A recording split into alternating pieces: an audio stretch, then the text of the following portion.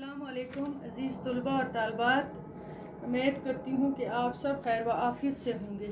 प्यारे बच्चों, आज जमात सातवीं हमारा मज़मून है ओलंपिक खेल, जो कि मैंने आपको पहले पार्ट पढ़ा चुकी हूँ। इसमें आज हिस्सा 5वां है इसका, हम पढ़ने जा रहे हैं। आप अपनी किताब खोलो और पेज नंबर 122 निकालो, तो हम पढ़ेंगे आगे।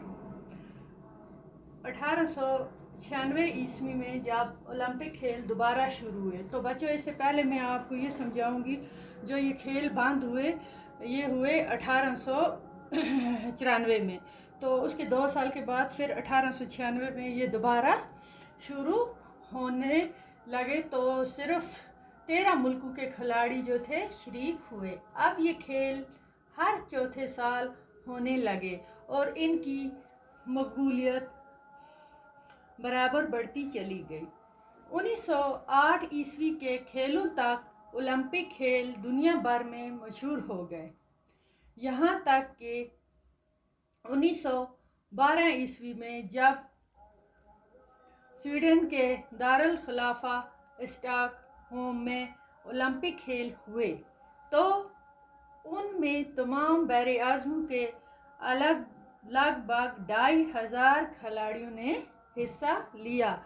इनमें 57 औरतें भी शामिल थी।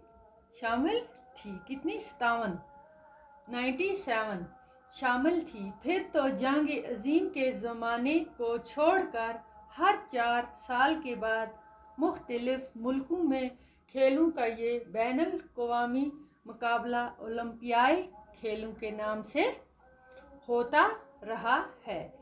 इसके इंतज़ाम के लिए आला सतह की एक बैनुल अक़वामी मीटिंग होती थी उस वक्त, ठीक है, जिसमें हिस्सा लेने वाले मुख्तलिफ मुल्कों के नुमाइंदे भी होते थे। तो बच्चों, ये आज हमने पढ़ा 1896 में ये दूसरी बार ओलंपिक खेल दोबारा शुरू होने के बाद क्या हुआ, इसमें 52 औरतों ने भी हिस्सा लिया। मुझे उम्मीद है कि आपको अच्छी तरह से ये समझ आया होगा, है ना। तो इंशाल्लाह आगे भी पढ़ेंगे इसका अगला हिस्सा भी, तो पूरा हम पढ़ेंगे इंशाल्लाह। कल दूसरे हिस्से भी आपको मैं आगे पढ़ाऊंगी। तब तक के लिए खुदा हाफिज़।